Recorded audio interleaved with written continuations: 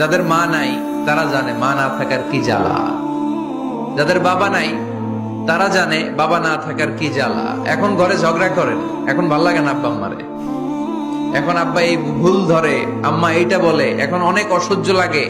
তো যেদিন চলে যাবে ওই দিন বুঝতে পারবেন মাথার উপর থেকে ছাতাটা নাই হয়ে গেছে, বটবৃক্ষটা চলে গিয়েছে, আর উপদেশ দেওয়ার মতো কেউ নাই, কাছে আগলে রাখার মতো কেউ নাই। এজন্য আব্বা আম্মা থাকতে আমরা যেন আব্বা আম্মার কাছ থেকে দোয়া চাই। আব্বা আম্মার দোয়া কোনোদিন আল্লাহ তাআলা ফিরিয়ে দেয়। মায়ের মর্যাদা অনেক বেশি, বাবার চেয়ে 3 গুণ বেশি, কমসে কম। কয় গুণ বেশি? মা মা মা, তারপর বাবা। 3 বার মা। কয়বার মা? 1 বার বাবা। তার মানে মাকে ইসলাম দিয়েছে স্বর্ণ পদক, দিয়েছে রৌপ্য পদক, দিয়েছে ব্রোঞ্জ পদক, আর বাবাকে দিয়েছে সান্ত্বনা পুরস্কার। আমরা এটা নিয়েই খুশি, ঠিক কিনা?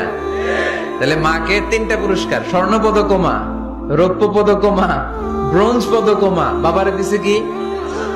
সান্ত্বনা পুরস্কার।